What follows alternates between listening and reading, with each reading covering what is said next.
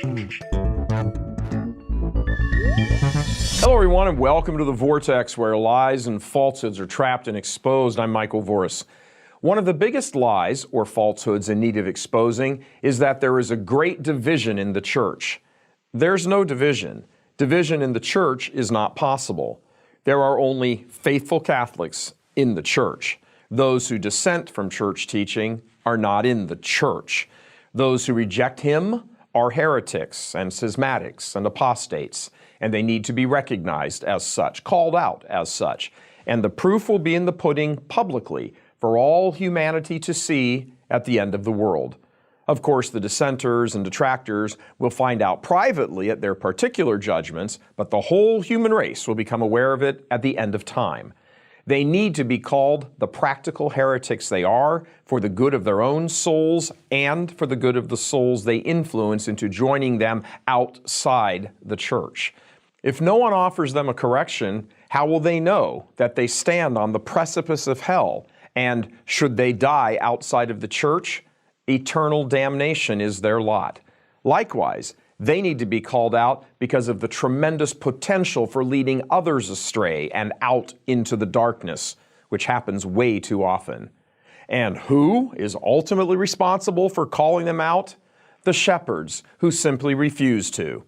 Consider for a moment the great silence that so many bishops thrust upon the unsuspecting faithful when letting and allowing these dissidents and heretics to run around like spiritual madmen inside the church. Think of the frightful danger that souls are exposed to when people who are enemies of Christ's truth are allowed to murder souls, and that is exactly what it is, spiritual serial killing, far worse than killing bodies. For example, we now know beyond a shadow of a doubt that political groups were set up to distort Catholic teaching to Catholics in the arena of so-called social justice.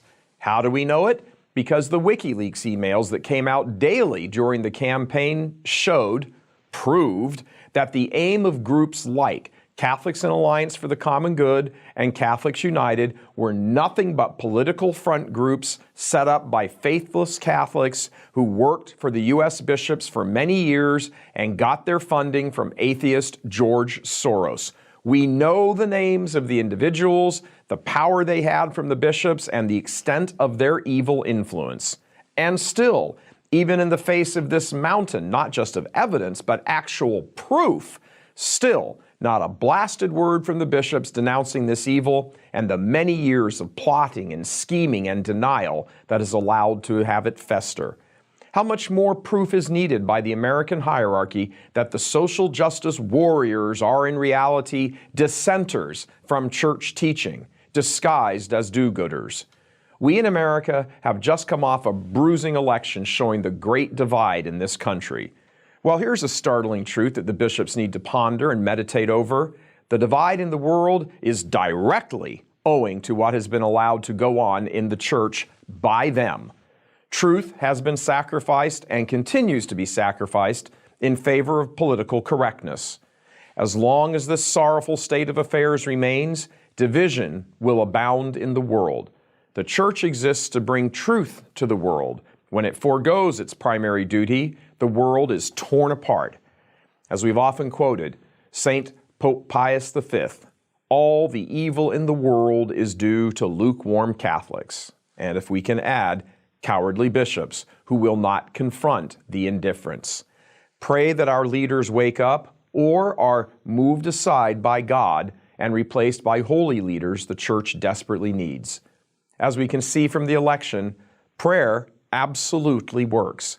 Offer up your rosary every day for Holy Mother Church. Make certain that intention is specifically added to your prayer.